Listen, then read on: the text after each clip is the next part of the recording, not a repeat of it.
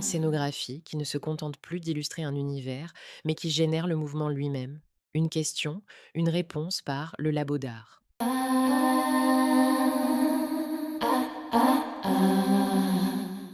Dans certaines œuvres chorégraphiques du XXe et XXIe siècle, la scénographie ne sert plus à situer une action ou à contextualiser un récit.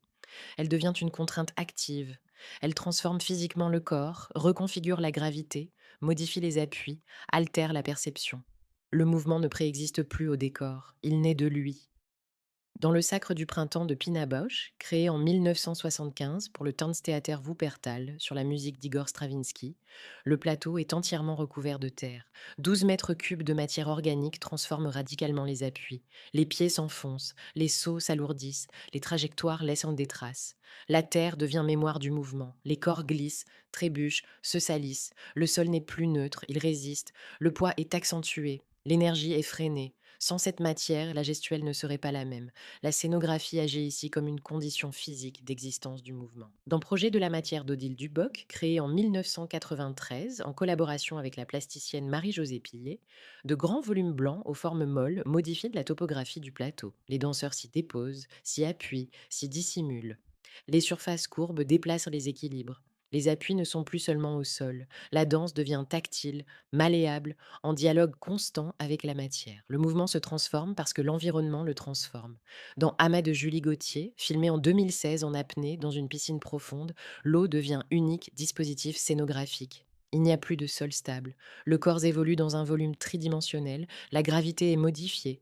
La résistance de l'eau ralentit les gestes, la contrainte du souffle impose une limite temporelle invisible. Le mouvement naît de cette suspension. Il ne pourrait exister ainsi hors du milieu aquatique.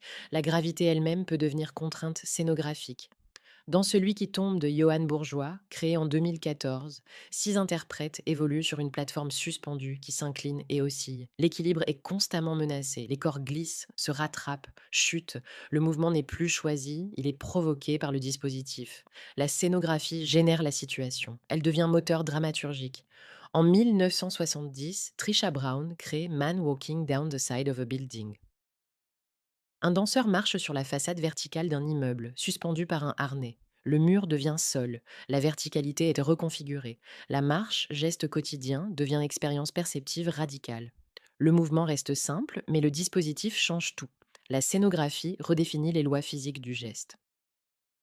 Dans Vertical de Mourad Merzouki, créé en 2018, les danseurs hip-hop évoluent contre des parois verticales grâce à un système aérien. Le hip-hop, historiquement ancré au sol, est déplacé vers la hauteur. Les appuis changent, les rotations se transforment, la gravité devient matière chorégraphique. La scénographie impose une nouvelle écriture. La contrainte peut aussi passer par le costume. Dans Lamentation de Martha Graham, créée en 1930 sur une musique de Zoltan Kodaly, la danseuse est enfermée dans un tube de jersey extensible. Les jambes sont immobilisées, le mouvement est concentré dans le torse, les tensions du tissu rendent visibles les contractions. Le costume contraint l'amplitude et génère une nouvelle qualité expressive. La scénographie façonne le geste. Dans le ballet triadique d'Oskar Schlemmer, créé en 1922 au Bauhaus, les costumes géométriques te transforment les danseurs en volumes abstraits.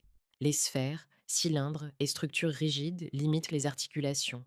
Le corps devient architecture mobile, le mouvement est redessiné par la forme plastique. Enfin, dans Crucible d'Alwyn Nicolet, créé en 1985, la lumière et les projections fragmentent le corps. Les membres apparaissent isolés. Les silhouettes se dissolvent dans des illusions optiques. Le danseur n'est plus centre expressif. Il devient élément d'un dispositif visuel global. La scénographie agit ici sur la perception même du mouvement. Dans toutes ses œuvres, la scénographie n'illustre plus un univers.